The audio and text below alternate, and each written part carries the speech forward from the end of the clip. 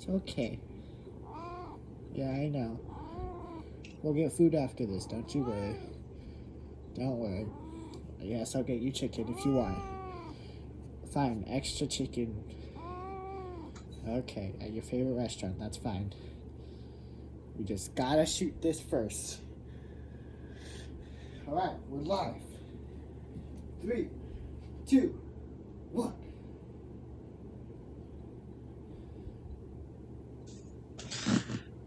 Hello, everyone! My name is Seth Vecchione, and with me today, as always, is my co-host, Mouse.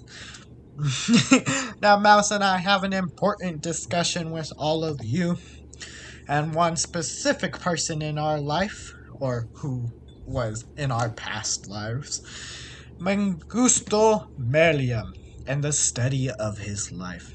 Now, Mengistu Mariam was a man born in Ethiopia on May 21st, 1937. Mengistu Mariam was the son of a soldier, and his mother a servant. And his mother died during childbirth. He would then live with his grandmother until he got out of the army, where he would then live with his father. He graduated from the Holata Military Academy, one of the two important military academies in Ethiopia. What a guy. In 1964, he was sent. Oh, Mouse, I don't know what you're doing, but we have a show to host. So I don't know what you're doing. Oh, and I have lost my co host, Mouse. It seems that she has disappeared. We'll get back with her later on. And for now, I'm your host for now. Now, as I was saying, in 1964, he was sent to the U.S. for an ordnance testing course before he returned to the U.S. for a second time for training. He had conflict with the general, whose policies did not sit well with Mengistu Mariam. Mariam also faced racial discrimination in the U.S., leading him with more radical anti-American beliefs. Mariam would then be part of an organization called the Derg. The Derg was essentially the people who overthrew Emperor Haile Selassie in 1974, ending the Solomonic dynasty. Mariam was one of these people who conspired against the old empire. He was a major in the military when he was in it, and he felt a lack of promotion within the military, leading him to his radical beliefs. This leads us to artifact number 1, but it seems like my co-host is ready to come back online. So I don't know about you guys, folks, but I'm ready to get this party started. Oh, she's still having trouble with her with her media. Alright, let's continue without her, folks. Our first artifact is the Provisional Military Government of Socialist Ethiopia, which would later be called the PMAC. This was the main organization of the Derg, meaning it goes PMAC, then Derg. They're one of the same, they're similar, but the PMAC was more in charge. He was made in 1974 the chairman of the Derg and the vice chairman of PMAC. Later, the PMAC was called the Provisional Military Administrative Council, but I digress. Mariam was the chairman of this council and assumed control of the government in 1974. Our next artifact seems to be... Oh, my bad, folks. We're having technical difficulties here. This brings us to our second artifact, the 61 Skulls of Government. You heard that right, folks. 61. During the beginning of the Derg, Mariam ordered the assassination of 60 aristocrats and former officials of the old emperor, but also the PMAC's chairman, which he would then replace by killing these people who were then called the selected enemies of the state. Of the new government, Mariam created a so-called strong foundation for his regime. He then would proceed to nationalize industries and farmlands to show the people he cared about them and that he was not a mass murderer when he really was a mass murderer. I don't know about you guys, folks, but he seems like he's a lovely guy so far. And it seems like my co host is back. So, as we go to our next one, here we are with artifact number 3, the Hat of Tafari Benti. After successfully killing many government officials and even the patriarch of the Ethiopian Orthodox Church, Mariam was still not the leader of the Derg. The Derg was scared with the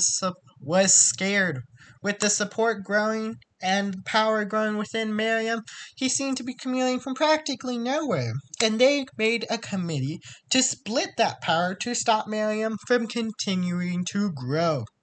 Tafari was one of the heads that would later rival Mariam in his pursuit of power. Tafari even gave a speech on how the Derg was now reformed and would not be allowing individuals such as Mariam, he never said his name, but we all know who he was talking about, that he would not allow Mariam to grow more power. Tafari even said that the main rebels against the PMAC, which we study in the next artifact, were not the true enemy and that they needed to create peace within these two communities to stop an uncivilized and unjustified war.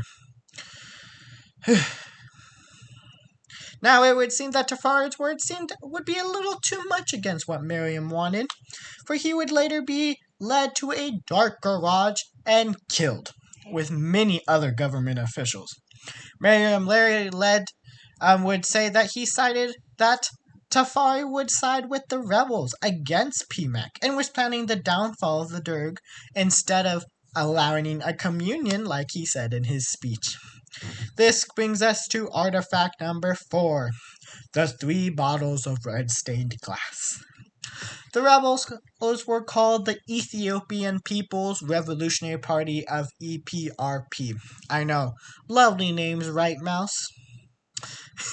Well, that EPRP was continuing their efforts to go against Mariam, who after Tafari's death became the president of Ethiopia, with no one standing in his way now.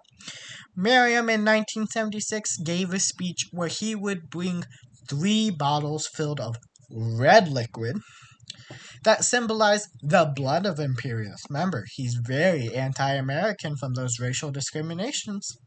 And he would symbolize the blood of imperialists and counter-revolutionaries. He then smashed them to the ground, screaming, "Death to the counter-revolutionaries! Death to the EPRP!" Breaking the glass, showing exactly how he wanted the streets to look after the hunt down for the EPRP. I mean, guys, if that's not a threat, then I do not know what is. It seems like my camera is now threatening Mouse. With Mariam at the head of the Ethiopia, he was finally able to have Ethiopia the way that he wanted. Remember, guys, he's anti-American and anti-imperialistic, so there was only one choice for him, Ethiopia, a communistic society. Which brings us to our next artifact. Mariam's main source of inspirations were the Soviets, especially the teachings of Marxism and the leadership of Leninism. He taught this way of communism in his new philosophy, since he had idealized this way of life so much. He was even to receive aid from the Soviet Union and other members of the Warsaw Pact, and even Cuba. Our next artifact is truly an interesting one, but I'm sorry, folks. It seems like it's still not working. This was the Marxism-Leninism symbol, which symbolized the philosophy of the Marxism-Leninism teachings that Mariam wanted. Our next artifact is children coffins. Now, this one's a little more dark, guys, so if you do not want to hear it, then be like Mouse and take a nap. During the hunt for the EPRP, the hunt became known as the Red Terror. Remember those red bottles? The Red Terror is now upon us. This lasted from 1976 after his speech to 1977. The Derg would search house by house to search for EPRP.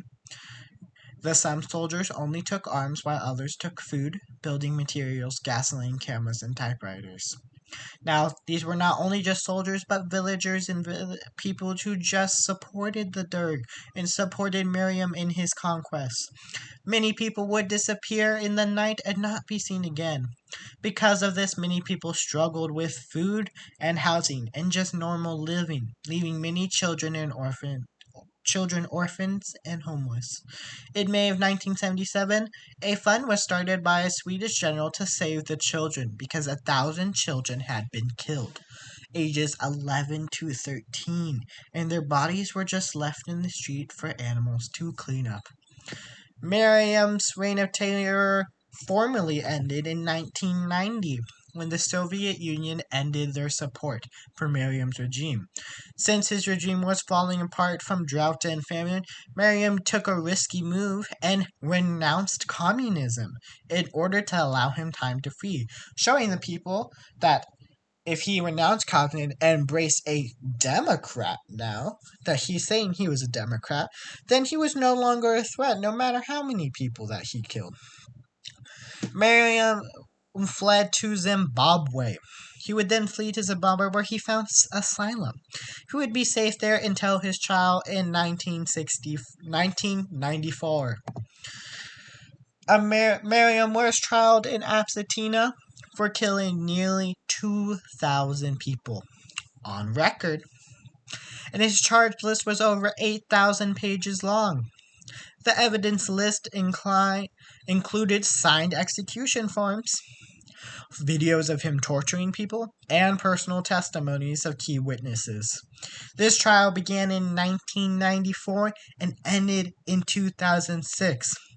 Now, I don't know about you guys, but if I had to sit through a trial for 12 years, I would not want to be there either anymore. I would want a life sentence to be given to me. 12 years, that is you from first grade to now. You're a senior, this is your life. Imagine all that, but just in one trial. Mariam was found guilty and given a life sentence. His total death count ranges from 500,000 to 2 million. This was the life of Mengistu Mariam, a man so terrible it took 12 years to trial him so they could show the world how horrible he was. Well, guys, I'm your host, Seth Yoni, and I gotta go buy my co-host chicken dinner, as I promised. So, goodbye for now.